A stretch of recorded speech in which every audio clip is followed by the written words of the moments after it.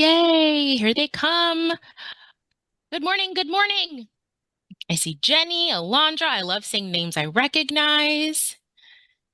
Sally. Sally's a consultant, a youth consultant. Thank you for joining us, for coming in. Good morning. If everyone just say hi, tell us where you're from in the chat. We've got some information that's going to be coming in on this slideshow that you see, but one thing I just wanted to verbalize as we're letting folks in. If you would like to chat, just make sure that in the chat bar, you click it from host and panelist to everyone so that everyone can see all the lovely things that you're saying. I know we've got some educators in here. If you're here with your classroom, like if you're streaming this to your classroom, let us know so we can say hi to the kiddos. Anyone who would like to have the captions showing on your screen, you should be able to turn those on at will at any point throughout this morning. From the bottom, Blackstone Library. Hi, Alondra. I love that I see you randomly in random places. We should meet one day. Jenny, just saw you yesterday. Glad you can be here with us. We're just going to give it a few minutes to let folks keep piling in. I know no one's looking to hear from me. We're here for some really amazing guests. I'm so excited. Granby Memorial, Burlington, my buddy Sally from Nebraska. So we've got some folks from outside of the state. New London. Good morning, good morning. I should have made more coffee, Ashley. I messed up. It's okay. Always need more coffee. We always need more coffee. I know. The kitchen is there. We've got Daniel in the chat. Good morning, Daniel. So glad you're going to be able to join us for this morning. Chrissy. Hi, Chrissy. Great. Okay. It is 11 o'clock. I'm not going to waste anybody's time. I'm going to stop sharing. Please continue to tell us where you're from, where you're joining us from. Say good morning in the chat. I personally love an active chat. So good morning. My name is Kim Poe. I'm the Children and Young Adult Consultant with the Connecticut State Library, here with some of the organizers of all CT Reads. Ashley Sklar, our Adult Services and Community Engagement Consultant, also at Connecticut State Library.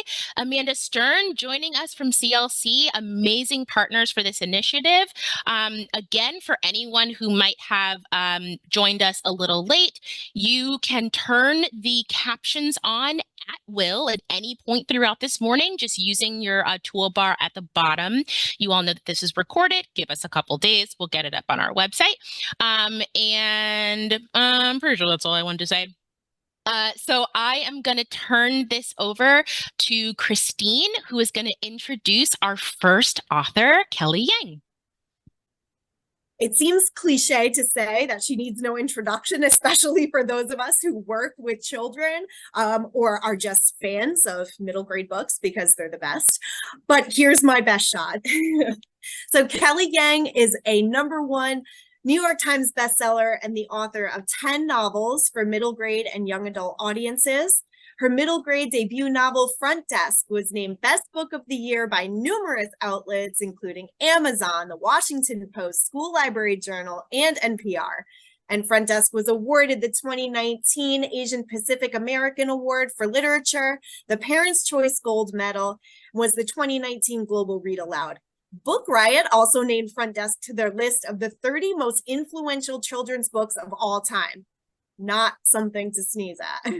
Her authentic stories are a reflection of her own life experiences, and her relatable narratives help many young people become finally seen. See what I did there? Kelly, it is so wonderful to have you here, and I know I speak for the whole committee when I say how thrilled we are that Finally Seen is this year's kid selection for all CT Reads. So welcome to you. Thank you so much. Oh my goodness, that was such an amazing introduction. I'm so blown away by all the people here. Thank you. It's just I'm so grateful to be able to join you guys. And so happy to talk about Finally Seen. So first of all, absolutely, I write a lot about my life, and that's because when I was growing up, I didn't really have any books where I felt seen. What I mean by that is that, you know, my parents came to America from China when I was 6 years old, and they got a kind of interesting job. They were my dad was a doctor, my mom was an engineer in China. But when they got here, they couldn't really practice their previous professions. So they had to take pretty much any job they could find. And what they found was an opportunity to work in a motel. Now, a motel sounds really cool, and I was really excited. I was so excited to have a pool that I could use and basically be in charge of this like kingdom. But when I got there, I realized quickly that my parents basically had to clean the rooms 24/7. And the motel was literally open 24/7. So they had very little sleep. They were pretty much just cleaning all day long. And so I had to make the quick decision that I was going to basically take over the front desk of the motel. I was only 8 years old, and I did not speak very good English at the time. So I was very nervous about this job.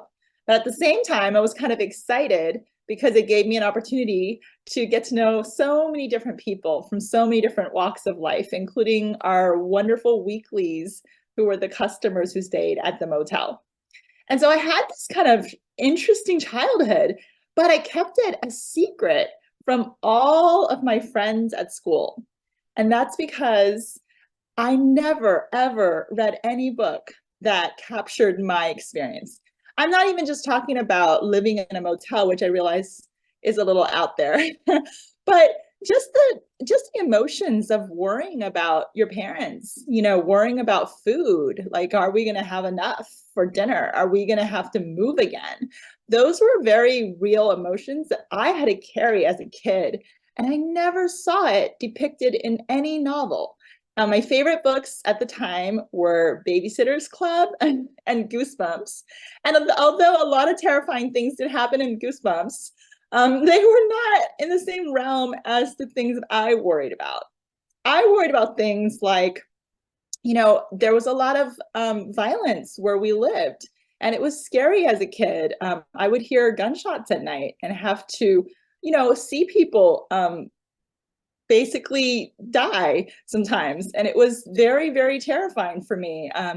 And I had to worry about just the home security issue, just like not having a stable home, not having an address that I could reliably give to my relatives in China, and just know that if they sent me a photo of my family, that we would still get it in like 5 months or whatever.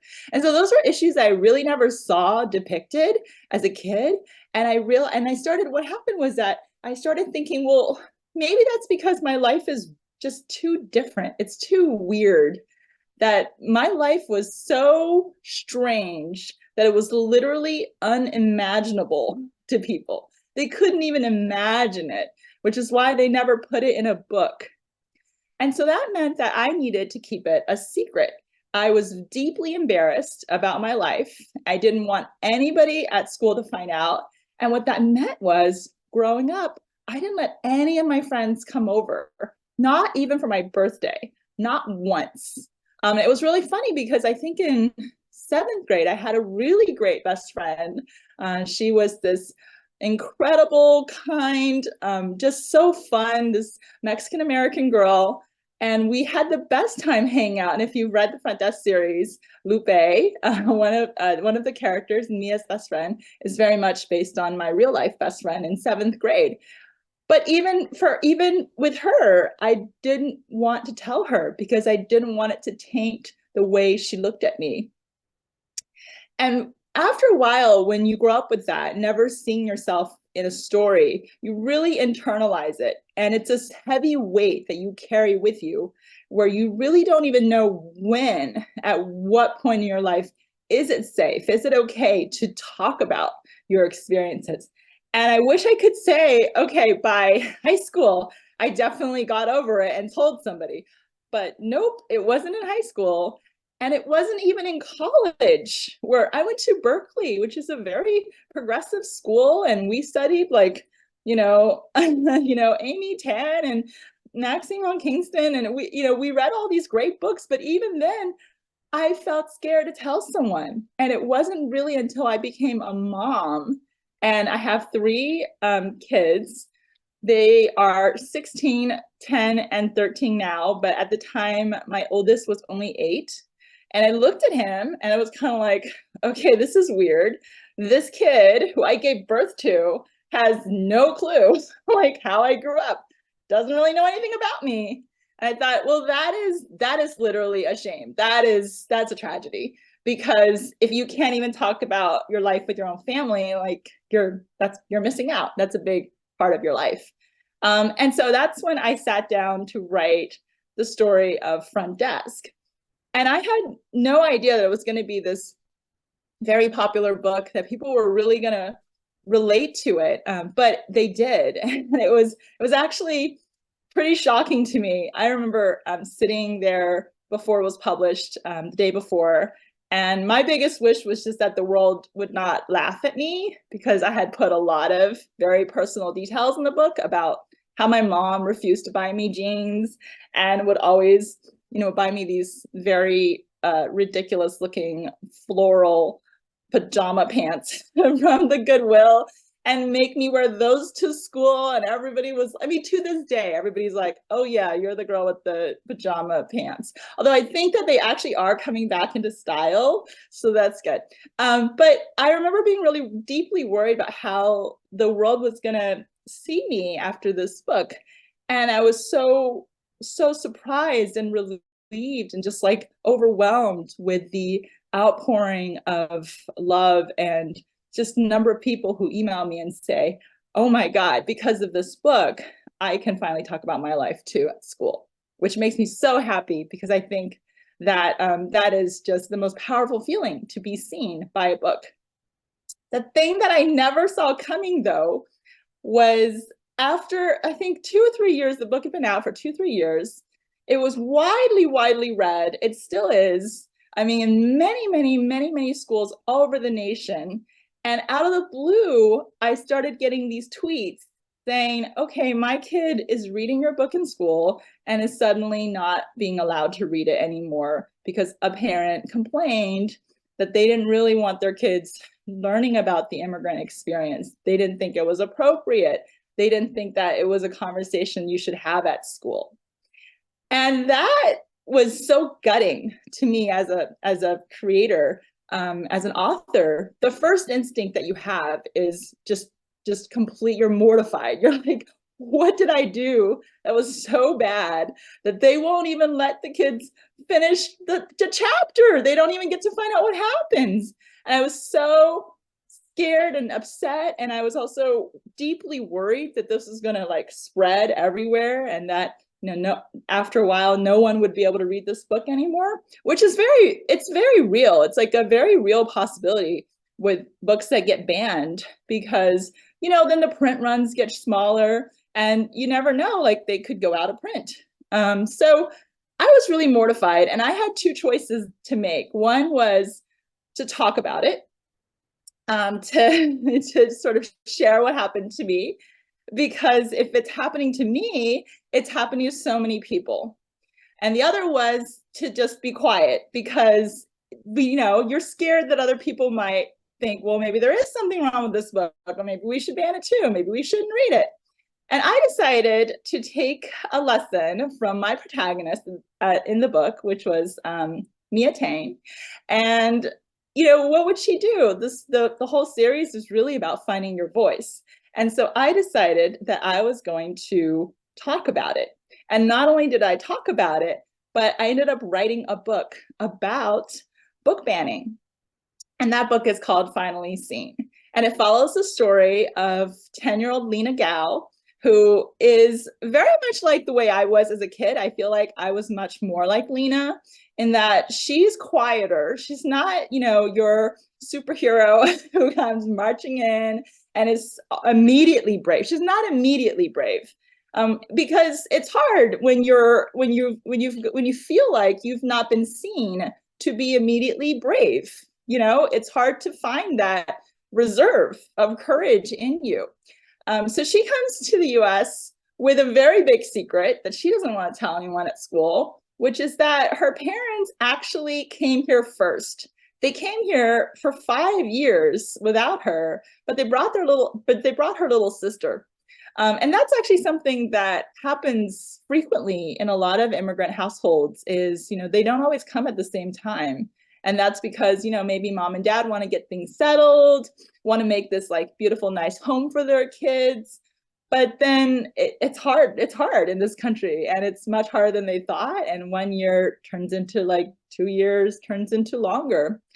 And so she's coming over with this secret, and she doesn't think that anyone can possibly relate to what she's gone through, not only in school, but even in her own new family, right? Which is her family. She's reunited with her mom and dad, but she still doesn't feel very seen because they have no idea what the last 5 years has been like. And she's kind of at the point where it's like, what's the point of even talking about it? There's no way we can possibly unpack that.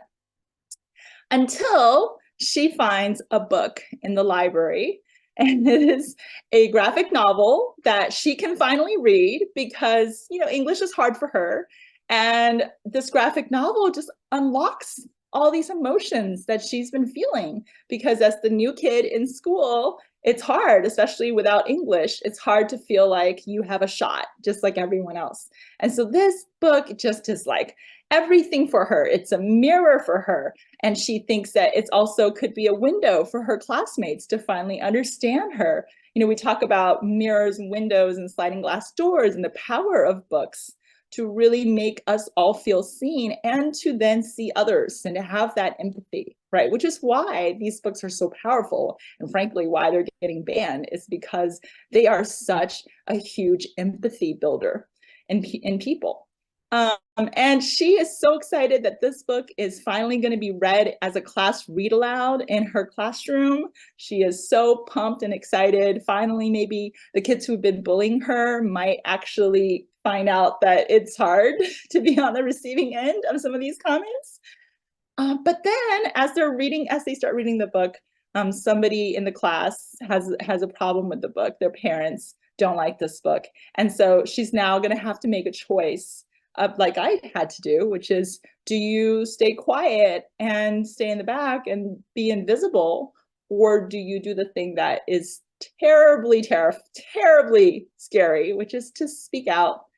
Because, you want the chance to be seen. You want the chance to have everybody finally understand a little piece of yourself. And in my real life experience, I think that when you take that leap of faith, you'll be so amazed at how many other people have felt that way. And it takes a lot of courage, but it really is the most rewarding experience to not give in to that fear, and to really take a stance and stand together against censorship. Because the whole point, I think, of going to school and reading is that we want to learn about the world. We're going to have conversations, and we're going to get to know other people. Otherwise, there's just no point in us interacting, right? So it's been really amazing to see the response for this book. A lot of kids emailing me saying, I'm so happy that I finally kind of understand what's going on. This has been, unfortunately, a huge issue in our country. It has affected so many school districts. Although, interestingly enough, there was a recent study, and it showed that 60% of the nation's book bans were initiated by 11 people. So, yeah, 11 individuals who really love paperwork. So just please keep that in mind, and really support your librarians and your teachers on the front lines, making sure that every kid gets seen, and know that, we have a voice. Our voices are powerful, and we have just as much of a say in what goes on as everyone else. So with that, I am so excited to answer your questions. All right, so I'm going to start with a question that was, yes, absolutely, yes. Thank you so much for sharing that. And, you know, it's one of the reasons why, you know, I was saying earlier that I wish I had a copy of your book to hold up as you were talking, but they're checked out. So it's what a wonderful problem to have, because, you know, my students are finding themselves in your books. There we go.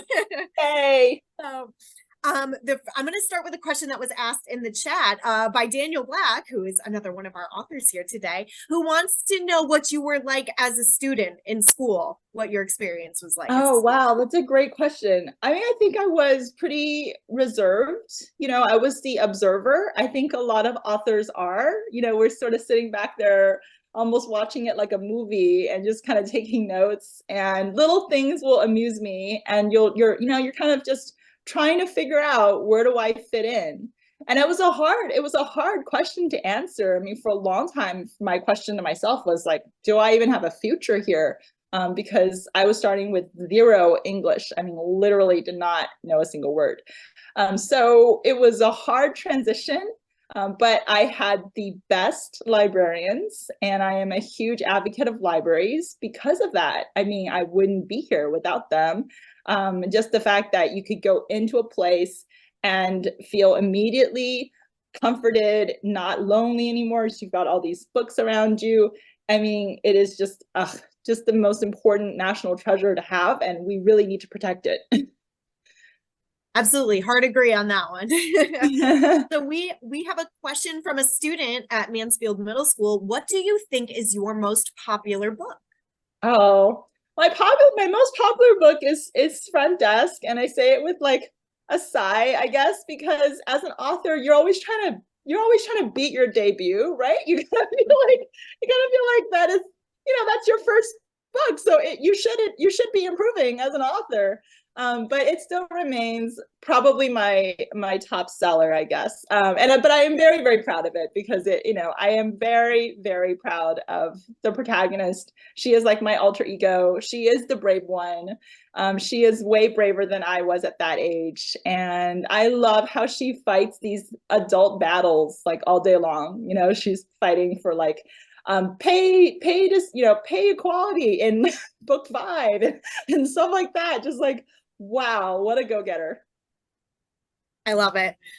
So this question is from Alondra. She says, I loved the inclusion and mention of graphic novels in Finally Seen. Do you think you will collaborate with an artist and illustrator on a graphic novel in the future? I would love that. We don't have any plans that we can say definitively right now. I love graphic novels, and I would just love it. I think it's just a matter of finding the time. I think my mind gravitates more towards prose, and so when I have an idea, like I just start writing it. But it would be really cool to write an original graphic novel.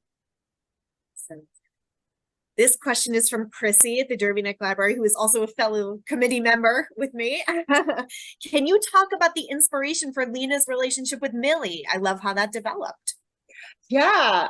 So I think, well, first of all, I am an only child. And so when I write about siblings, most of the time it's based on my observations of my own kids. I have 3 kids, so I witness sibling rivalry all day long. I wish I could say that my kids get along. I think they do get along in their moments, but there are way more moments where they don't get along. And sometimes it's really hard as a parent to see. It's, I wanted to develop this relationship between a big sister and a little sister, because part of the burden that Lena feels emotionally is that she just hasn't been the big sister ever in her life. Now she's coming in. It's very hard for her because she doesn't speak English. Her little sister is talking away a mile a minute. I mean, from the minute that they land in the airport and her mom says, go get your sister some water. And she's standing at Starbucks kind of going like, I don't know, there's so many different choices of beverages here. I have no idea what to order. And her sister's just like, oh, she'll have this and this and this. And it's just that feeling of like almost being demoted, like you're not the big sister anymore. And how do you then climb your way back up? I thought that was just really fascinating. But no, I don't have actual siblings in my life that I can base it off of. So we have 2 questions from students that are being fielded by Jody. I don't think Jody said where she was from, but her students want to know, one, why front desk got banned, and one of the students wants to know about the plaques behind you, the different state plaques behind you. I'll start with the plaque questions, easier. Of course. There's just a lot of different awards from different states. I think there's there's Michigan, there's Hawaii, there's a bunch of states, Washington. They were from when front desk was on various different state lists. And I think that there's sometimes an award that goes with it. And they're just really awesome. It's really cool to put them up and, celebrate the good moments as a writer, because there are many, many moments of disappointment in this journey, as all my fellow authors understand. And as for why front desk get banned, I mean, that's a good question. I don't think there's a reason that any book should be banned, to be honest. Let's put that up right over. Yeah, I think, but I think that sometimes it's people feel a little uncomfortable learning about someone's life who is not exactly like theirs. There's poverty in the book. There's definitely unpacking of racism in the book. I mean, it's an authentic book about, growing up as an immigrant in this country. I think that if you didn't put some of that stuff in, it just wouldn't be an authentic portrayal, because that is, unfortunately, that is the life. And there's no way we, as people of color, can opt out of that. So I always say that, you read to step into someone else's shoes. That's like the whole point of, you don't want to read a book that is exactly about yourself, because then you wouldn't even need to read it. You already know that life, right? So I think it's really important that, we do read widely, and we read about people who are different from us, so that we can understand. And later on, when we join the workplace, which is what the whole point of school is to prepare kids for the world, that they're going to know how to deal with people from all different walks of life. Agreed. Definitely, students need those tools, and it's a shame that people want to take them away from them. That's what I'll have to say about that. So this question is from Maria.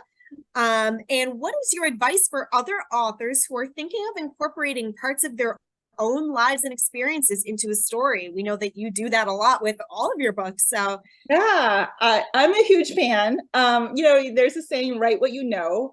I'm a big supporter of that, but I also just don't know how to do it otherwise.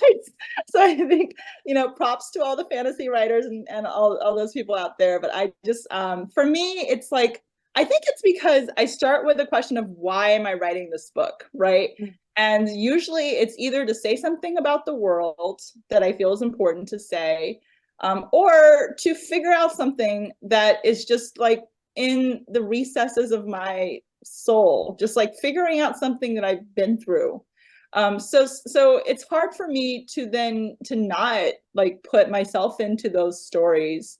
I think that you don't have to put every detail in. If something happened to you in real life, try to distill what is it about that experience that still stays with you. What is that emotion deep down?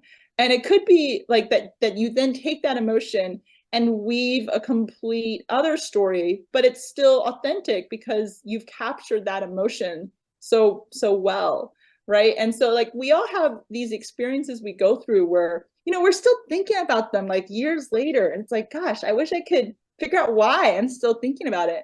And it usually doesn't have to do with well, then this happened and this happened and this happened. It's really just has to do with a core emotion of I was humiliated, or I was, I felt it was really unfair, or I was the bully in that instance, or whatever it is, right? And to then spend the time kind of unpacking that.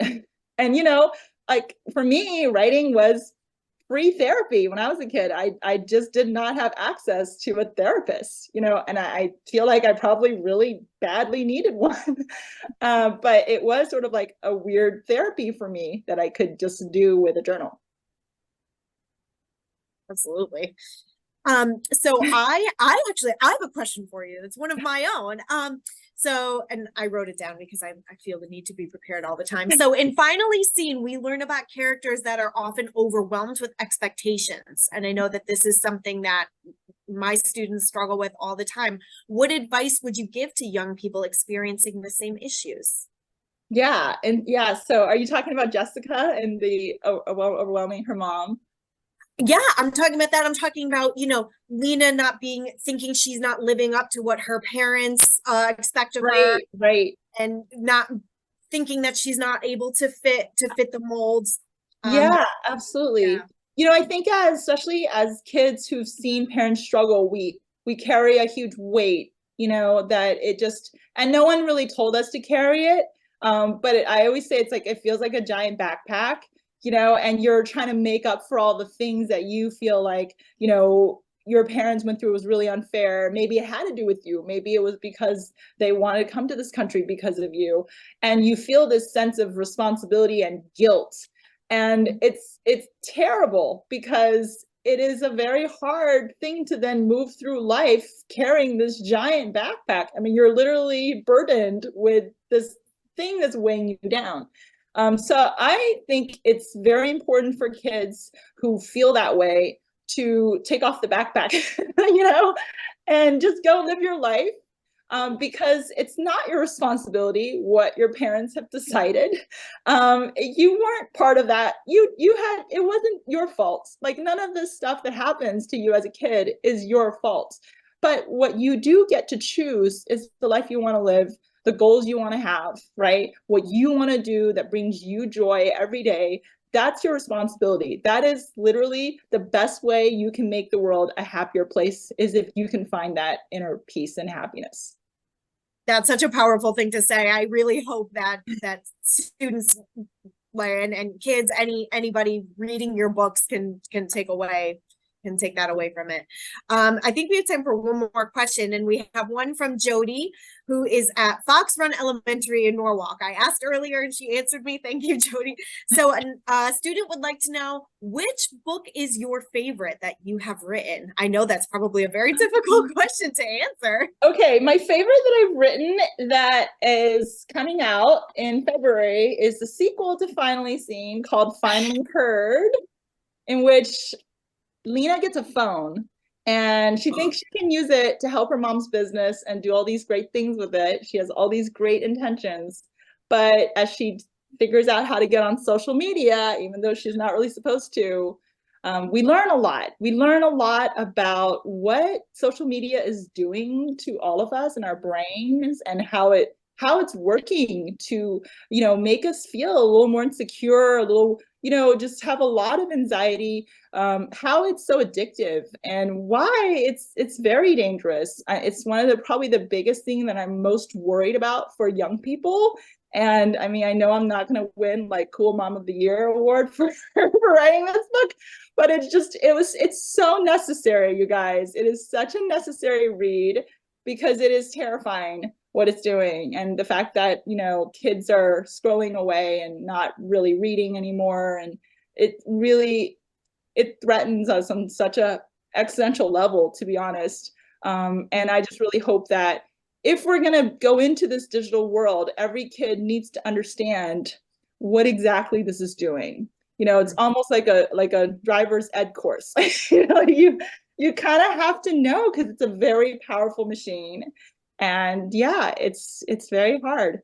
There's a lot of fun parts to it, though. It's an entertaining read.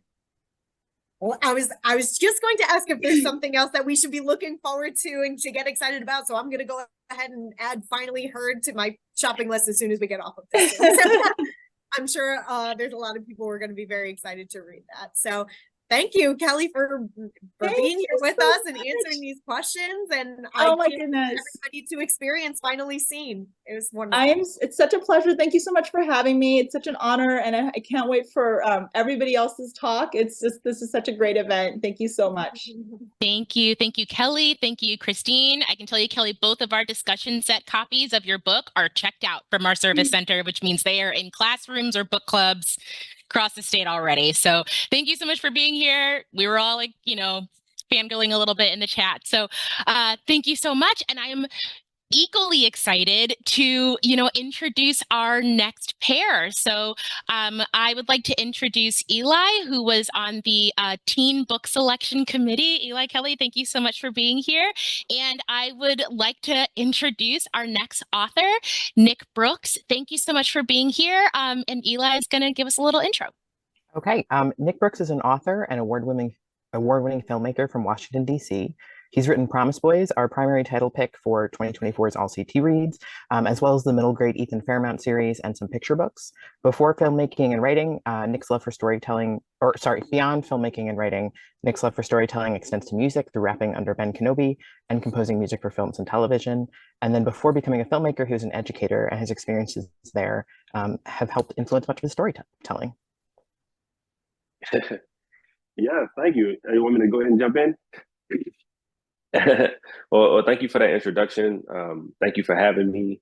I would love to tell you a little bit about me, a little bit about my story, and then a little bit about my book Promise Boys. But as you mentioned, I'm from Washington, D.C., and my journey has been quite interesting as a storyteller. I started off as you said, as a rapper. At 14 and 15, thinking that was going to be the thing to really take me out of the city, and it turned out to be something else. Once I pivoted, I became an educator. I started teaching at-risk young men from middle school on up through 12th grade. Young men who are considered at risk because they had some difficulty, acclimating to traditional classroom settings. But of course, me being one of those kids as a teenager, I understood that all they needed was some extra love. And so I took that and I started working for an organization called Concerned Black Men, doing character development training there in Washington, D.C. And then I ended up joining a program called Teach for America, where I became a core member and was teaching in Southeast D.C. And it was a big pivot. I went from teaching, working with the population I was working with, to teaching kindergarten and first grade students. And so it was a huge transition. But it started me on this different path of writing, because one of the first thing I noticed was that there weren't a lot of books that featured characters that looked like my kids, or there weren't a lot of books that talked about our community. And so at the time, I was working at a charter network called, I won't say the charter network's name, but I was working at a charter network, and they had these different values that they wanted the student to exemplify, even at 5 years old. Values like being prepared and attentive. Can you all hear me? Yeah, it just kind of gets a little muffled a little bit sometimes and then comes back. It's, I think, just a weird tech gremlin moment. Gotcha. Well, let me know if it continues to have some difficulty. I could take these headphones out. But yeah, so they wanted my students to exemplify these different values: prepared, attentive, thoughtful, hardworking, or just some of them. And I quickly realized that we weren't giving the children the tools to be able to exemplify those things. They didn't know what those words meant. What does it mean to be prepared? What does it mean to be attentive at 5 years old? These are not things that they necessarily understood. And so they would give out these awards at my school for every kid every week who exemplified these traits the most. And it was always the same students throughout the school. And I quickly realized it was because these students were having supplemental, material given to them at home, and all of our students weren't being given that. So I said, you know what, I want to change this. And so I started writing children's books called The Adventures of Yanni. And I wrote a curriculum to accompany the books. And explicitly, we talked about what it meant to be prepared, attentive, thoughtful, and hardworking. And so I'd say within maybe 3 weeks, not only were my students exemplifying what these traits meant, but they were using the vocabulary. They would be with other teachers, or they'd be in the cafeteria, or they'd be at recess saying, I'm prepared, or saying, I was just thoughtful just then. And my principal came to me and said, Mr. Brooks, what are you doing? Like this is a change. And I got, observed, as a teacher, sometimes your administration will come observe you. And they saw that I had wrote these books, and I was finding pictures online to match my words and to teach my kids.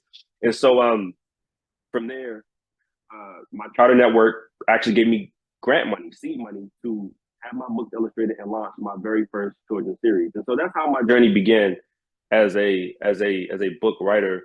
And then that took me to, Los Angeles, California, where I started to study film, because me as a storyteller wanted to see how I can broaden the scope, how I can put images on screen. And so to University of Southern California, went through their film program, and I graduated in 2020 for grad school. And of course, we all know what happened in 2020. The world completely shifts, right? Everything stops. And for me, it was about, what do I do now? What do I do next? The industry that I just moved here for is shut down. Everything shut down.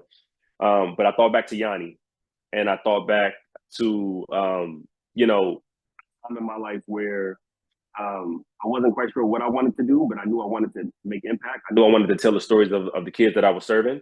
And so similarly, I said, let me do the same thing. And so this is when I started my journey as a novelist. In 2020 is when I began writing both my Ethan Fairmont series and Promise Boys. And so Promise Boys, getting into why we're here today, Promise Boys is really a big piece of my heart. Promise Boys is kind of the culmination of everything I saw as an educator. From going back from, you know, the reason I tell this long story is because, you know, going back from when I was teaching character development and I was working with those young men, and then I moved into the school system and the charter school system and was teaching these kids. All of those things really shaped how Promise Boys came about. And so as an educator, I routinely saw that Black and brown kids were being stripped of their identity, their autonomy, and even their love for learning. And schools in low-income communities often emphasize good behavior, classroom management over learning. And so asking teachers to spend more time building out their classroom consequences and finding ways to make personal connections with kids weren't necessarily at the top of the list. And so Promise Boys exists in a world that's very similar to this, right? A world where inner city schools are grooming kids for two paths. Those paths are prison or worker. That's what I saw as an educator. And so a world where kids are constantly left without an advocate and made to fend for themselves. And I know this world all too well because, again, I was one of those kids. And so if you haven't had a chance to read it, Promise Boys is set in my hometown of Washington, D.C. It centers in on Urban Promise Prep, a fictional all-boys charter school with claims to turn the roughest, toughest stones into the brightest diamonds. And this is all led by a no-nonsense authoritarian principal named Principal Moore. But, you know, hopefully I'm not spoiling anything, but, you know, suddenly and tragically, Principal Moore is killed in cold blood at the school. And there are three boys who emerge as suspects of this crime, JB, Trey, and Ramon. And so what ensues is this sort of winding mystery that uncovers dark secrets about not just Promise Prep, but Principal Moore. And even our three suspects, right? They have secrets and they have a past. And so ultimately, through this journey, we illuminate the identity of the murderer. So this is the whodunit, right? And this is what I grew up on. I grew up reading the Hardy Boys and the Babysitter's Club and all of these different things. And so for me, mystery was always the thing that grabbed me most. And so that's why it's something that I wanted to write. But while the mystery is pulsing, the characters are even more dynamic. You know, JB, Trey, and Ramon are all kids that we can empathize with. They're kids that we've met before, that we've had in our classroom, kids that we will certainly grow attached to as you read this book. And so because of my experience working specifically with Black boys in DC, I see the extraordinary value in a story like Promise Boys, one that not only humanizes a population of students commonly referred to as at-risk, as I mentioned, but also calls out ways that our current education system has created these sort of school to prison pipelines in inner city schools, right? And so Promise Boys is for, you know, I put in the beginning, this is dedicated to the boys of Chocolate City, which if you know, I might be aging myself, but Chocolate City is DC if you're not familiar. But Promise Boys is for all the Black and brown boys of my hometown of DC and across the world, you know, that feel forgotten, abandoned, and alone. I know I certainly have not forgotten you. I will continue to do the work to tell the story, to tell your story, and hopefully inspire you all as much as you've inspired me. You know, and so I want to thank all the students who this has been an incredible journey. You know, came out almost a year ago to the day. We'll be at a year in a couple of weeks here, and I spent all of last year going to high schools and middle schools, schools from all across the nation. And I'll tell you, our kids are resilient. I get the most incredible questions, like how do we dismantle white supremacy, like from high school students. I mean, it's really been incredible. And so for me, it's just, you know, that's all I can say. At that point, I get speechless because it's really just about hoping that this book continues to inspire our kids to, you know, give them the vocabulary to advocate for themselves if they're in situations like these three boys, JB, Trey, Ramon, So, you know, with that, I feel like I'm just rambling at this point. But again, I appreciate you all for having me. I appreciate everybody who's engaged with Promise Boys, everybody who's taking the time to read it. And again, hopefully this is something we can continue to spread. Let's continue to put into students' hands and make this a conversation amongst not just students, not just administrators, not just teachers, but also policymakers and parents, you know, making sure that we really have a real conversation about how we're educating our kids in this country and how we can do better. So yeah, that's it. Thank you. Our first question is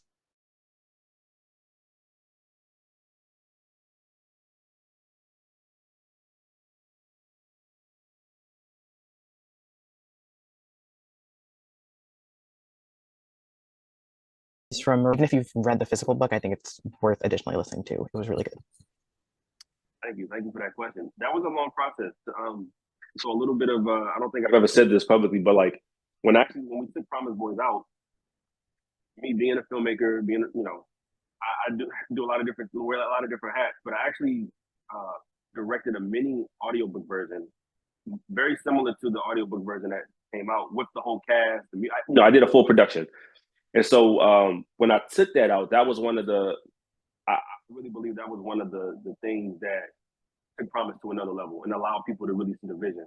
And so through the process, they kind of mirrored, you know, what I had done. And we did a whole casting thing, you know, got to listen to a bunch of submissions. It's funny too, because I'm always trying to change things. Like I'm always trying to like change the system. And one of the things that I really wanted was I wanted kids to be able to read for these roles. And I learned that in publishing, they don't allow kids to read, to do audiobooks, right? And I'm like, why? Kids act, you know, there's a way we can figure this out. But that was one thing that I really said, okay, going forward, I need to figure out how I can change that. How can I get kids in these booths reading for these roles and playing these parts, because these are, you know, they're the ones representing these characters. But other than that, it was a great process. That was the one thing I was like, I didn't really understand and wanted to put my foot down. But yeah, so I had a great time and was definitely part of the process.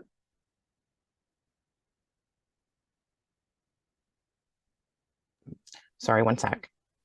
Mm-hmm. So you've used so many different mediums in storytelling. What has surprised you the most about writing this book in particular? Well, one thing I love about published writing books is that it's so real, it's so tangible. You know, in TV and film, I mean, and music, it happens too, but it's a very saturated place. But for a lot of the other things that I do, it's, you know, whether it's TV or film, it's so hard to become real, to become a thing. This process was so straightforward. You know, that really surprised me. That, hey, we like this, we want this, let's do it. And then we just did it, you know, and then it really came out. And then it was really in stores and really on shelves and people really held it in their hands. That was really surprising to me. You know, something else was like just the amount of support that I received. I never knew there was such a big team behind books. You think it's the one author's name at the bottom or at the top of the book, and they just kind of sat in the lab and you know what I mean, and put it out. But no, there's a whole team of a lot of people.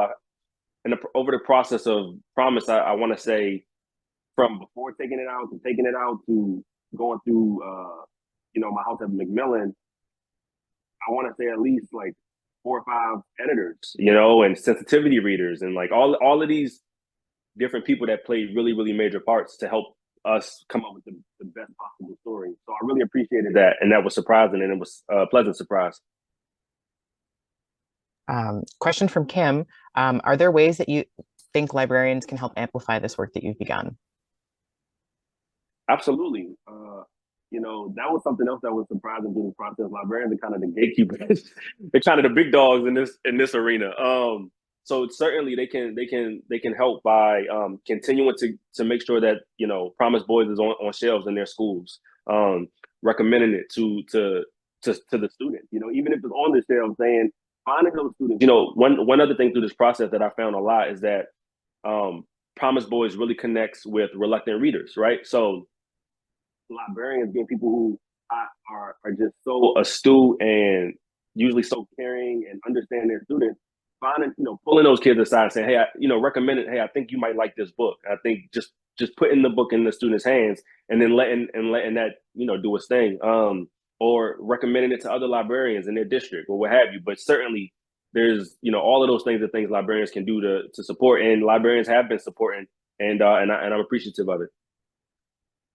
This is a little bit of a callback to the process, but this is from Karen. How did you plan out Promise Boys while writing? With your visual background, are you a storyboard user, note cards and string? Your characters are so developed and their interactions are so complex, it must have been difficult to try to navigate and fit all the pieces together. Could you speak at all to that process? Absolutely, yeah. I always write from an outline. I definitely need to have an outline to understand exactly what I'm doing. I'll build out my characters. I ask myself a few questions about my characters. What do they want? What do they need? What's their secret? And who do they love? Those are just some of the kind of top questions I ask to really get into the character's mind, and if you look at all of them, they all have answers to those questions, whether it's JB and Kiana, whether it's Ramon and his abuela, or whether it's, when you think about what do they want, Ramon wanting this restaurant, or, of course, Trey really strong that wants to play basketball. And so I always ask those 4 questions, and that helps me really think about my characters. But also, I believe the last author said this as well, but writing what I think really helps, because not just the 3 boys, but all the characters, there's a lot of characters. There's I want to say 36. All the characters in the book, as far as perspective, all the characters in the book, they're all people that I know, that I've met, and Promise was really a process. You talk about therapy again. This is going back to 2020, where I'm like, oh my God, what's happening with the world? And so I'm just kind of pouring out. And all of these characters are people that I know, that I've met. And so that also really helped me, because I was able to pull out certain, whether it was a certain student or a certain interaction, and kind of pour it on the page. So that process for this book, I think that's probably unique. Especially this being my first one, I was able to really release. But so that's unique to this story. But me knowing these characters so well also, was hugely beneficial in developing these characters.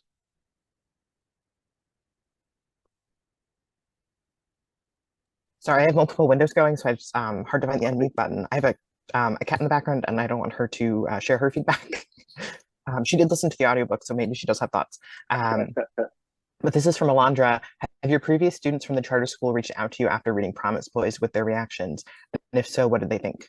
That's a great question. They haven't. And again, a lot of the young men I taught, they were when I was working for the organization Concerned Black Men, they were in high school. A lot of them 11th, 12th grade, and so I'm sure they're much older. And then the babies, the 5 and 6-year-olds that I taught which was the really impactful experience for me. I've actually tried to find some of them. I tried to go back and it feels weird because I'm searching these kids' names on the internet, trying to find them, but they haven't reached out. But I definitely would love to connect with my 2 classes of kindergartners that I taught in back-to-back years, and just, if not for Promise, just for the sake of seeing how they're doing, because again, that time in my life was so important to who I am now, that I want to share that with them, so yeah. From one of our other attendees, since you've worked with elementary kids, do you think you might want to publish more picture books for early readers, or formally share those, or do more of that? Absolutely, yeah. I'm working on a few different things, actually. I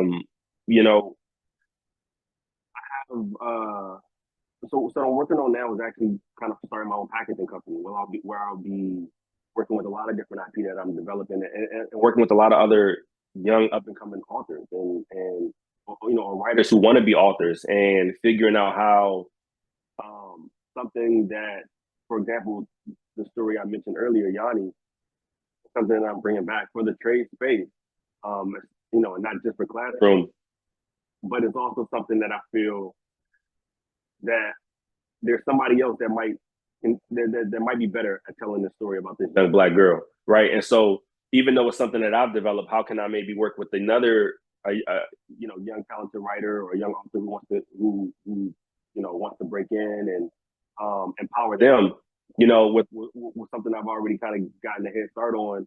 And so that's something that I'm thinking through. It's like, how do I play in different genres and different age groups, while also it not always having to be the Nick Brooks name at the bottom of the book? How can we empower other writers as well?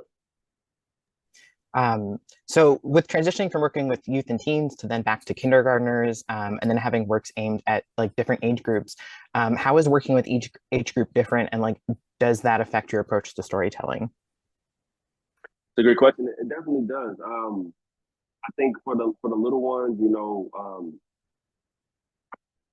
for me, it was a lot about simplicity, repetition.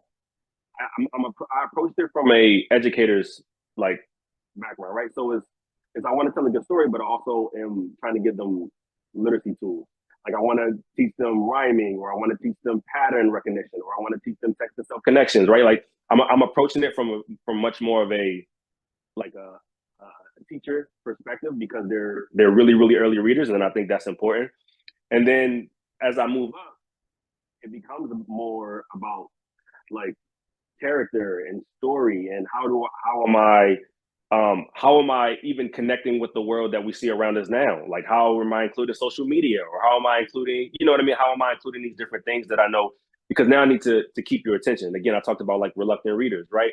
And I know just from my own experience, working with some of the kids that I work with, they could be in 11th grade, but maybe not necessarily reading at an 11th grade level, right? And so how do I, for these later readers, how am I developing stories that keep them engaged, that's connecting to the things that they're probably going through in the moment, right? Like, so I think it's kind of like this spectrum, and for me, it goes from how am I giving like strong reading tools, and continuing through and then also a good story. And then the further I go along is like, how am I delivering like a really, really good story, and just through allowing, just through keeping the reader engaged, I understand that that's strengthening their reading and also like strengthening comprehension. So that's a real like technical answer. Very interesting though, especially because I feel like especially in a public library, you do end up working with like all different age groups. So I found it very neat. I'm sure hopefully everyone else did too. From Maria, I bet there are a lot of teachers and educators who have stories inside them that they want to tell. What's your advice for getting those stories out in writing, film, music, or other media? I'm sorry, the first part I didn't hear quite well. If you wouldn't mind Sure. repeating for me? I bet there are a lot of teachers and educators who have stories inside them that they want to tell. What is your advice for getting those stories out in writing, film, music, or other media? Yeah, I mean, and I think that question even just goes to like basically like, I want to write. Where do I begin, right? And it's like I always say, just start writing. Just again going back to when I was, when I first started with Yanni, I just saw a need in the gap, and I just started. I just said, okay, this is my objective. Another teacher where this is my objective. This is what I'm going to do. And so I think if there's a story you want to tell and you know why you want to tell it, I think just start. Just start putting the words on the page. That's really it sounds kind of like, easy to say, but and so I know it's easier said than done, and it's not like some revolutionary answer, but it really is. You just have to start putting the words on the page, and you got to go from there. This was a question that Daniel had asked Kelly Yang earlier, but I'm also curious of your perspective. What were you like as a student? As a student, I was a great student up until probably like high school. In high school, I got bored. Honestly, I got bored, and I was much more interested in. I found a different interest. I found a different passion. It was music. I wanted to write. I wanted to rap, and high school was boring, and I was mischievous because of it, and found myself in a lot of different situations. But there was, I had adults who one was my guidance counselor who really helped me. She, just throughout my journey, I had different adult people who saw something in me, right? Who kind of stepped in, and one of those was my guidance counselor, who connected me actually with a college recruiter who also was from DC and had lived in Houston at the time, and he was recruiting for the school called the University of Oklahoma, and which is very random from DC. But he also saw something in me, and he really stepped in and helped me get into school. I wasn't sure, I was like in high school, okay, I got to go to college, do this college thing. And I didn't get into very many schools, and it was kind of like a my only option thing. And he helped me get in through a probationary program, and I did well. I went in and I found that I was able to like become my own self. But again, as I mentioned earlier, I'm always somebody who's trying to like change the system or challenge the system. And especially if I don't understand why something is the way it is, or I don't understand the rules. If I don't understand the rules, I can't follow the rules because I just don't understand. You kind of got to break it down for me. And so, in my approach to being an educator, I was very much like that. Like, I'll tell a quick story. I know you didn't ask this, but I'll tell a quick story. When I was teaching kindergarten, my very first year, I had a co-teacher, and he was a great guy. He was from Austin, Texas. He was a white guy, and we had a student who would walk around the class all day, and he would constantly get in trouble. He would say, "Brett, sit down, Brett," or I don't say his name, but he would say, "Sit down, sit down, sit down." The student was brilliant. At 5, he was reading like at a third grade reading level, and so he was getting him in trouble so much. I had to pull the teacher aside and say, "Hey, when I was a kid, I would get in trouble for walking around the class, and I was told that I had." 88, all these different labels, but it was really just because that's how, he's not bothering anybody. Maybe we should just let him walk around the class. And from that moment on, Brett, like, he flourished, you know what I mean? Because he wasn't constantly having to have a conflict with the teachers. And so that's just a small kind of like, I have a bunch of stories like that where it's just like getting into the mind of the student. And basically, to come back to your question, I was one of those type of kids, right? Like where, I didn't always understand why a rule had to be a rule, and maybe it didn't need to be that way, but all the teachers didn't take the time to like work with me there. And sometimes in our culture, it's not, we think we have to tell the student versus like working with the student, right? And so anyway, that's my answer. That's my long answer. Awesome. Thank you. That was very interesting. And thank you so much for all your time and answering all of our questions and sharing more about your background. Thank you. Yes. Thank you. Thank you, Nick. Thank you, Eli. Nick, you remind me exactly of my brother, everything you said. So I'm probably going to slide your book into his hands from the music on. Yeah. Thank you. Well, I appreciate it. Let me know, and I would love to stay in touch. Absolutely. Absolutely. Both of your books are also already checked out, discussion set. So they're in the hands of students as we speak. So thank you so much. I really think this book is going to hit hard and do a lot of good with the readers of Connecticut. So thank you so much. And thank you, Eli, for your time here. I know you have to go. Gosh, everyone, we are to our last author and our last committee member. I'd like to introduce Marian Huggins, who was on our adult book selection committee, and our final speaker of this. I can't believe it's still kind of morning/afternoon. Daniel Black. Thank you so much for being here, and Marian, go ahead and introduce Daniel. Thank you so much. I appreciate it. Those last 2 authors so much. I'm glad I came on a little early. And it's a great honor to introduce you, Dr. Black. I mean, that book, Don't Cry for Me, it is amazing. I've listened to it twice. Wow. And I understand you do the audio? Yes, ma'am. yourself? Yes, ma'am. Oh my God. This book should be a movie. Wow. You really should. It really should be a movie. Look, I know the actor that should play the older, that should play the father, okay? But I'll talk to you about that after. Okay. Dr. Daniel Black is a professor of African American Studies and English at his alma mater, Clark Atlanta University, and at Morehouse College. He is a nationally renowned award-winning novelist. This is Dr. Black's 6th novel. Don't Cry for Me, published in 2022, is a novel consisting of letters a dying man is writing to his estranged son, Isaac. The father, Jacob, not only uses his own ideas about being a man to try to explain why he treated his gay son the way he did, but he also couches his own upbringing into the historical context of 1950s Arkansas.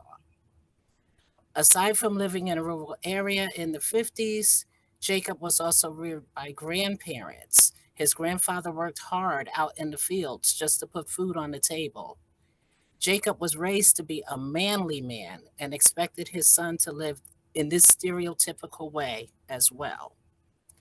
We're so grateful to Dr. Black for his graciousness for being with us today, and he has also offered to do visits, readings, and book signings at libraries throughout the year as part of the All CT Reads initiative.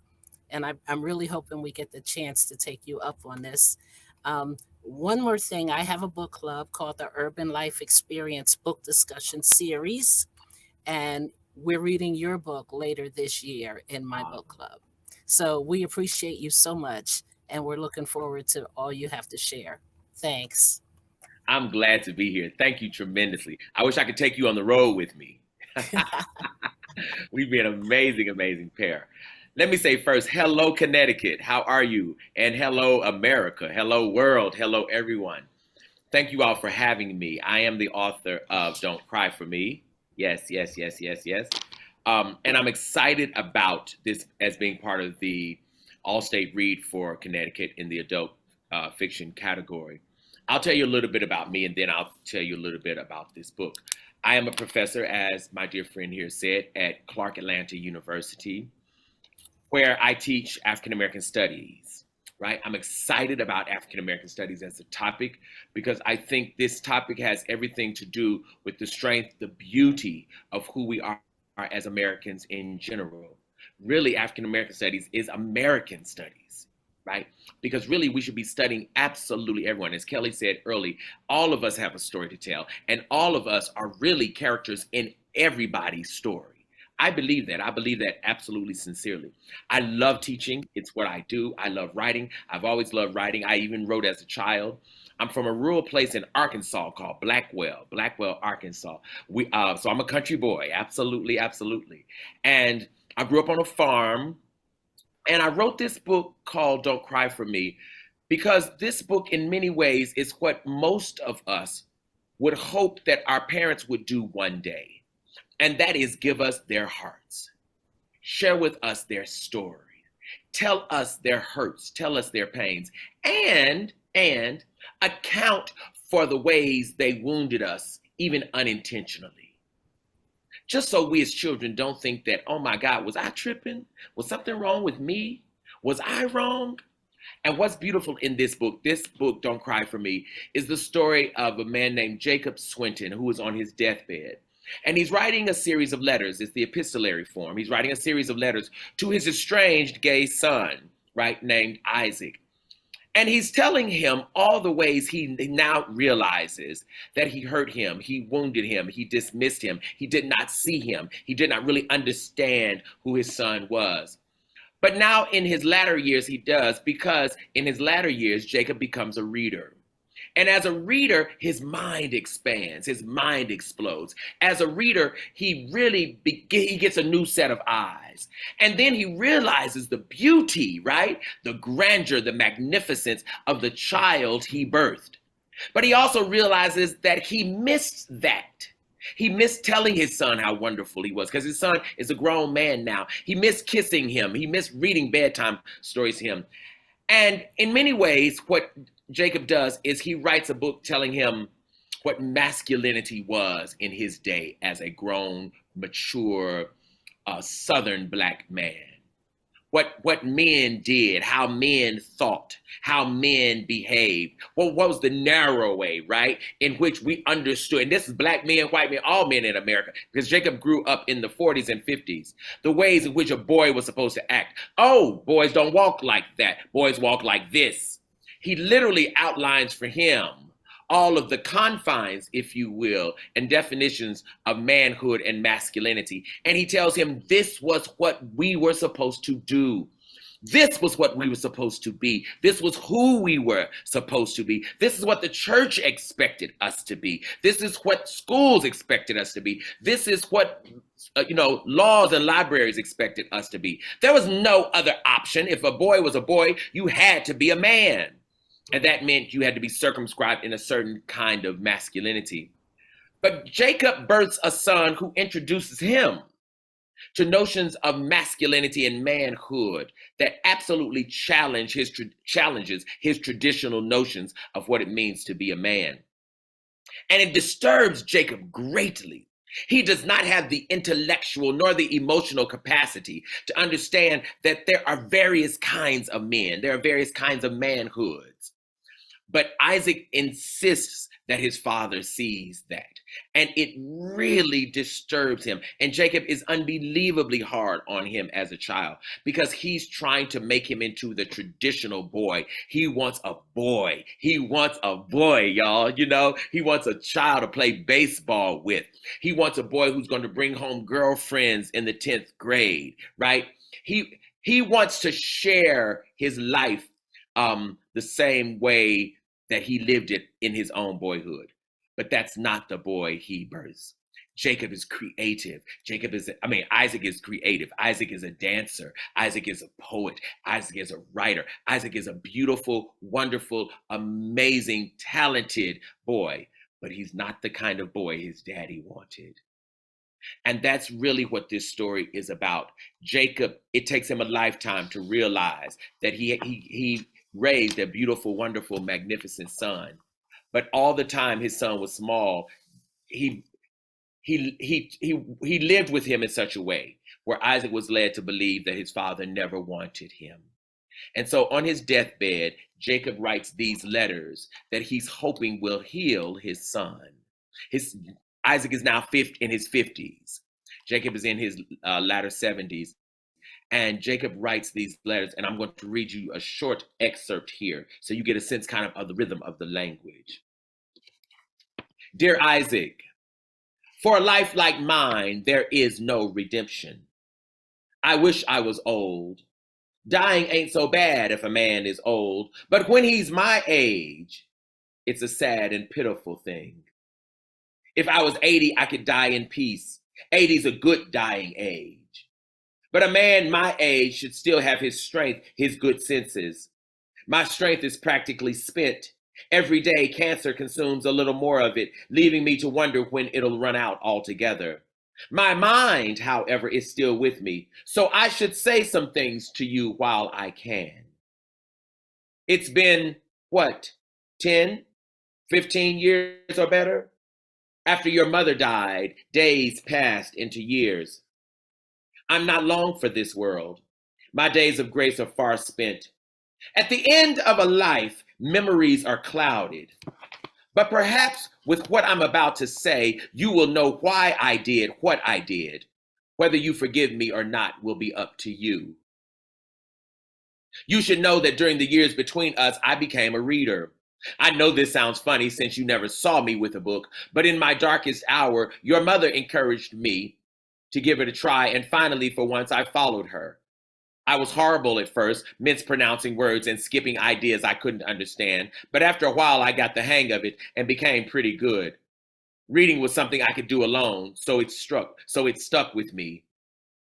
I'm still in the house, our house, where everything happened. Not much has changed. The brown velvet sofa, worn and ragged, still sits against the wall like an invalid staring into nothing. The console TV went out years ago, but I never got rid of it.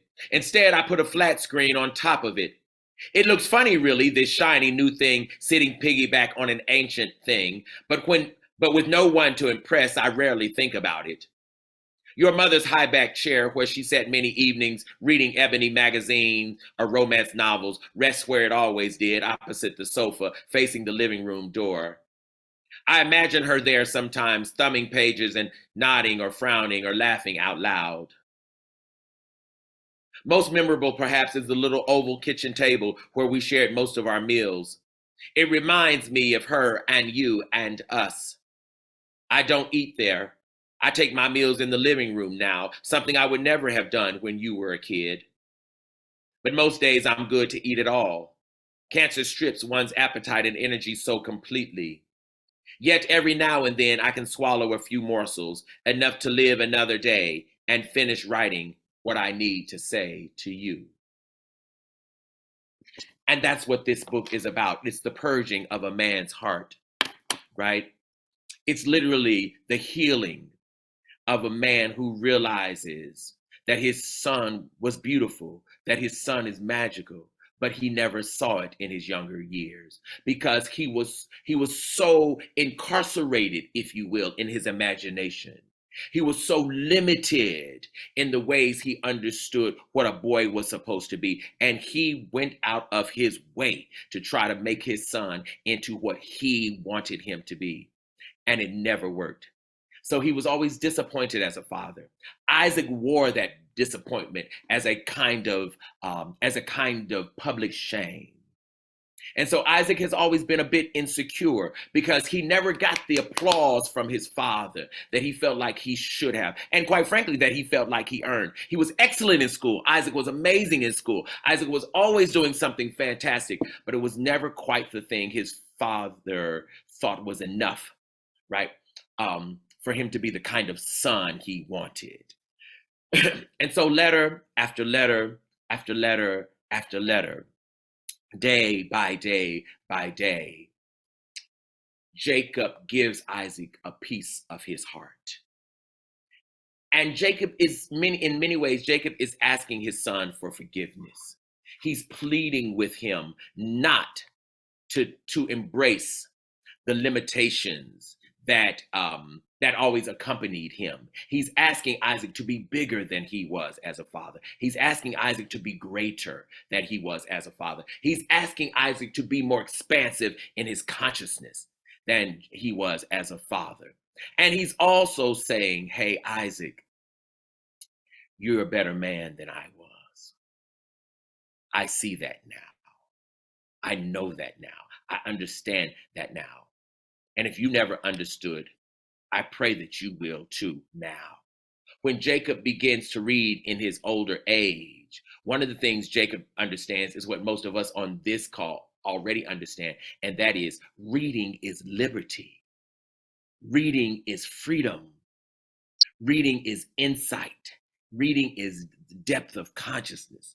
Reading is joy unspeakable. Reading is the ability to see and to know and to understand another life, another living that you never live yourself. Reading is the ways we help a person to come to understand that human beings on this planet together will make a world only if we come to know and come to understand what it means to live each other's lives. And the way we learn that very serious art is through the act of reading. And once Jacob starts reading, he reads The Color Purple by Alice Walker, right? He reads the autobiography of Malcolm X. He reads these books because Jacob, as a child, Jacob finished, well, he didn't finish school, but Jacob stopped going to school in the 8th grade. Because one of the things that's true is up until the 70s, you all, there was no compulsory education for Black kids in this country. Many Black kids went to school, but many did not. And it was not compulsory. You didn't have to go. You didn't get in trouble if you didn't go. America didn't really care about the full education of its Black citizenry until really until the 1980s. I am the first person in my family on my father's side to have graduated from high school. You know, my father he went, and they gave him a sheet of paper, but for the most part, Daddy absolutely didn't finish high school. And so when I finished high school, it was really a big deal. And I don't mean college, I mean high school, right? So you really have to understand that there are people in this country who come from legacies of people for whom knowledge was absolutely positively withheld. And yet, Jacob is not a horrible human being. Jacob really is a wonderful, wonderful man who has finally seen his own failings and his own shortcomings. But what Jacob realizes is that he's also a father who gave everything he had to his son. He made sure Isaac had a good life. He made sure Isaac had everything he needed in terms of going to school. He made sure Isaac had all the pencils and papers he could get. And the truth of the matter, right? The real truth of the matter is Jacob has come to understand that much of Isaac's success is because of him as a father. Jacob paid Isaac's tuition at college, so Jacob didn't have to come out and be straddled with debt. So although Jacob wounded Isaac, which he did, he also saved him. And in many instances, this is about the complexities of what it means to be a parent and what it means to parent, and the ways in which the ways which a person who loves you can also be the one who wounds you. But it does not mean they didn't mean you well. And one of the things that we educated people have to do is to look back at our parents and to honor their limitations. In other words, those of us who've gotten a chance to go on to school and have gotten the opportunity, especially to go on to higher education, we have to understand that in many instances, our parents dreamed what we are. They wanted it. They wanted it badly. The fact that they couldn't get it was some of their frustration. But what's also true is the fact that we got it is some of their excellence. It's really telling us that we come from traditions of hardworking, industrious folks. And I'm clear I'm one of them. I'm the descendant of slaves in America, and I am proud about it, because those folks now, right, are certainly looking at me, and their hope and their intention now flows in my veins, right? And every time I walk into a classroom, I give thanks for folks who believed that one day Black kids in this country would go to school and would get degrees and would build lives of beauty and lives of dignity and lives of character. And I'm one example. And Jacob realizes that his son Isaac is also one example. So I think you love this book. I think you'll absolutely love this book. My prayer is that you'll love this book. And my prayer is also that this book will help all of us to understand that the limitations of our parents do not hinder and do not block our own future. Our job is to give thanks for what they had, give thanks for their best, and take off running into our own destinies. Thanks, y'all.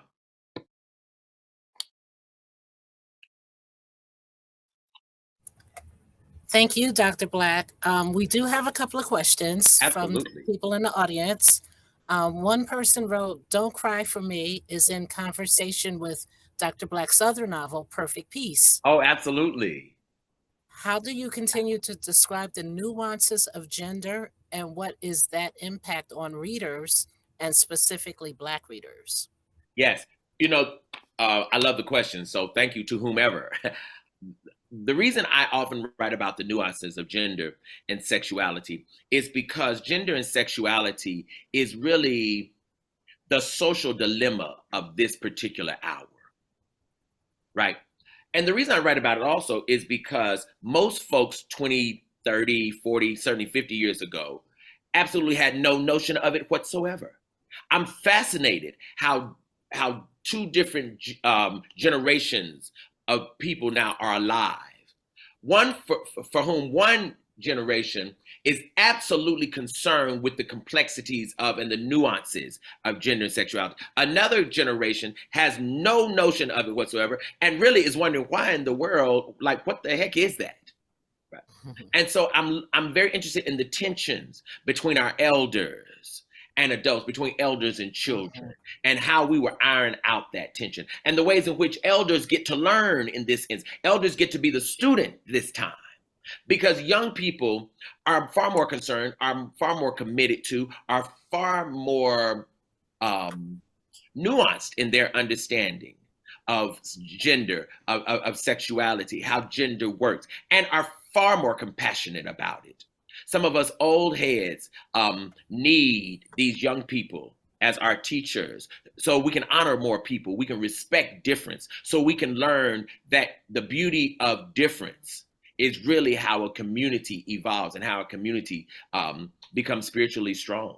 So I'm always talking about this because I'm urging and pushing a little older folks over 40 and 50, 60, 70, to become far more knowledgeable about the things which concern our children and our grandchildren. Another question is actually from a librarian, Christine Allman at the Easton Public Library. Yeah. She wants to know, how do we contact you for a library visit?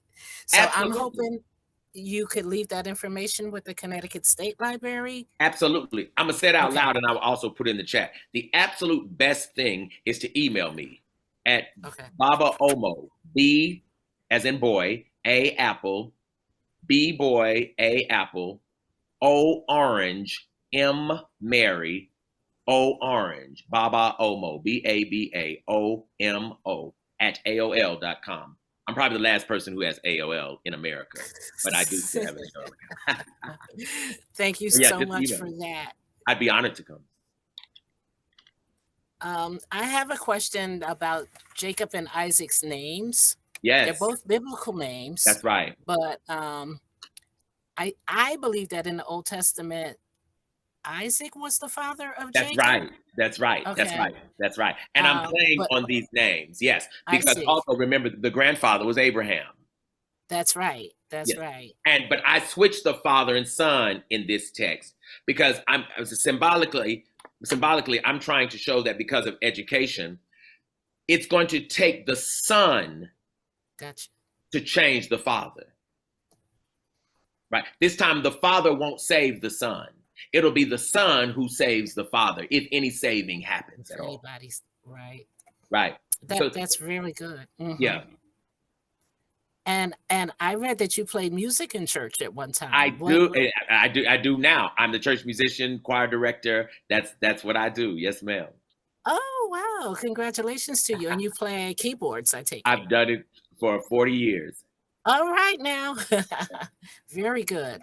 Yes, so one of my favorite passages in the book was Jacob's description of the strategy that he used to win that baseball game one day. Yes. And that description had me so nervous because, and look, I'm not even a sports person, but the rest of the team was saying, no, let's play it safe. And he was going, no, let's load the bases and let's let this one hit. And man, that had me feeling some anxiety.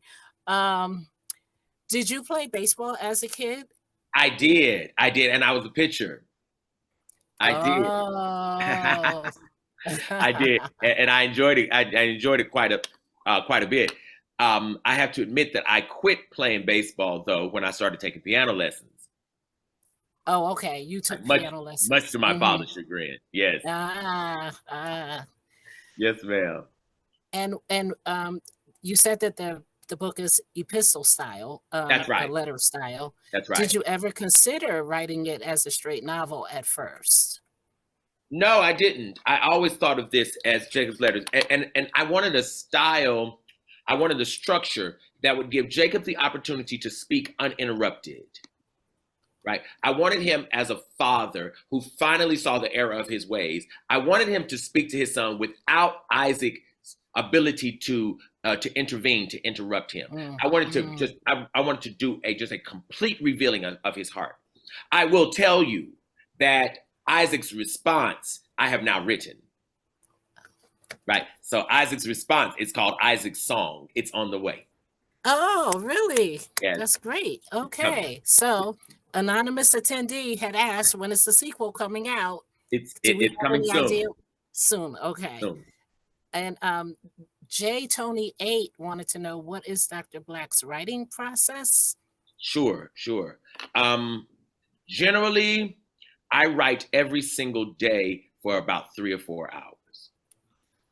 Like generally, there are a few days I miss, but it's very, very rare. I typically write 3 or 4 hours a day, and I typically write first thing in the morning. Like the minute I get up, I bat my eyes, go to the bathroom, open my computer, and I start. That's my process, right? Because if I let my day get going, it'll get away from me, and the writing never happens. So yeah, I tend to be a very disciplined writer because I realize that if one isn't, it never happens. So yeah. There's another question from Kelly Suma. She says, your enthusiasm is magnetic. Is this a Oh, learned behavior or natural personality trait? Did it you is have simply.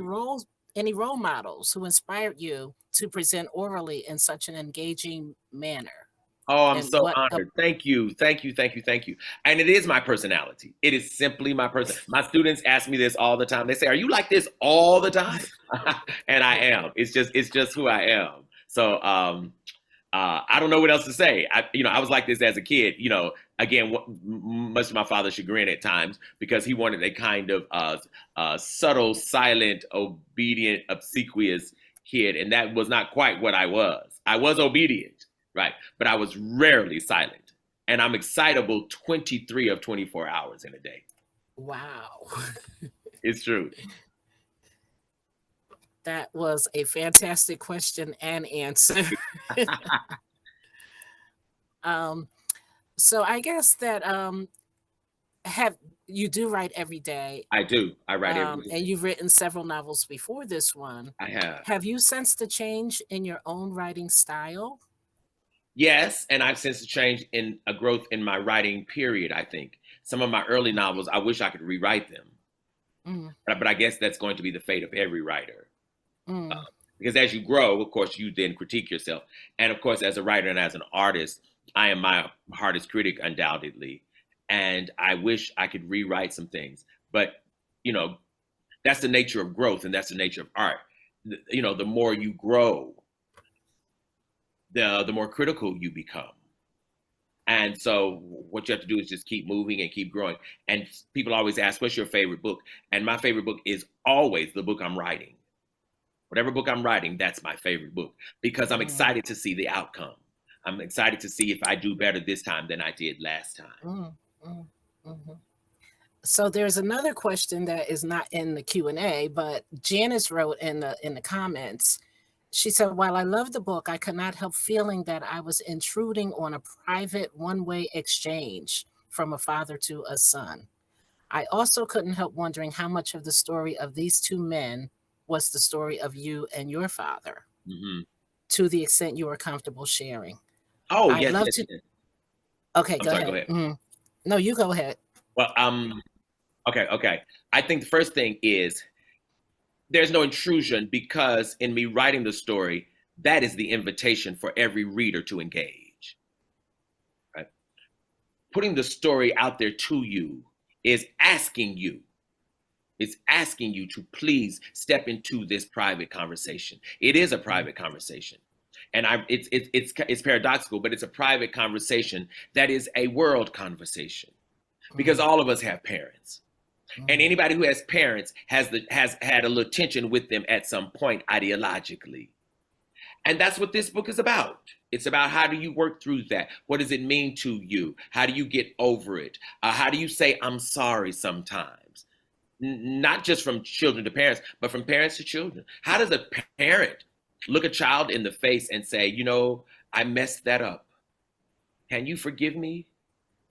It's a sacred, sacred thing, but it does magical, magical, magical healing work, right? And that's what this book is about. So I pray that you will intrude. I invite that intrusion, right? We need it desperately, and it's for all of us. It's for absolutely all of us.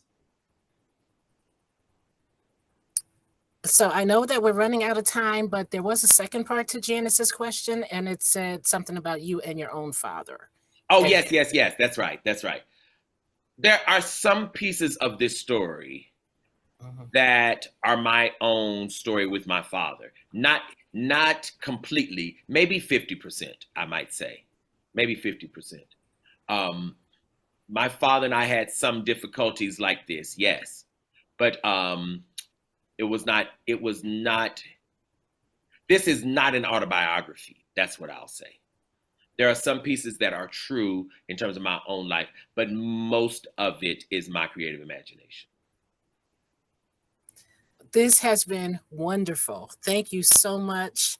I'm going to turn things back over to our host and My co-host. honor. Thank you. Yeah. Thank you so much, Marion, and thank you, Daniel. Like Marion, I audiobooked this title, so it's I think I said, like, my brain is doing very interesting things watching you and watching you read from the book that I had listened to, and I think your book is one of the most heartbreaking and heart healing things that I've ever read at the same time, and it's incredibly powerful. And again, both of our discussion sets of your titles are checked out and out in the hands of readers and book clubs right now, and I cannot thank you enough for giving us your time, sharing your stories with us. We already had one person ask about your information, so again, just to reiterate, Daniel has graciously offered to visit and do signings or readings. And if you bring him to the state and you don't send me an email to let me know that you did, I'm really gonna be heartbroken, because I'm coming. I don't care where it is. Come on, sister. Okay, so thank you, Daniel. Thank you, Marion. Thank you, everyone who joined us. Thank you to whoever winds up watching this recording. Thank you, Ashley. Thank you, Amanda. But I want to give my biggest thanks to Deborah Schonder, our state librarian, who supported this program, Don Laval, our direct supervisor at the Division of Library Development, who supported this program, Amanda Stern and the Connecticut Library Consortium. We tried to do this once by ourselves without Amanda, and that was a poor plan, and we will never do it again. You guys are beautiful and amazing partners, as well as our partners at CASL. And I think one of the biggest thanks is to Connecticut Humanities and EBSCO, our Connecticut Heritage Foundation and EBSCO, who funded all of this. We'd be nowhere without EBSCO and Connecticut Heritage. So thank you, everyone. I can't think of a better way to start my Friday. Here in Connecticut, we got a little bit of snow. There's no better way that I could have started this day. So thank you, everyone, for helping us officially launch All CT Reads 2024. Happy reading, everybody.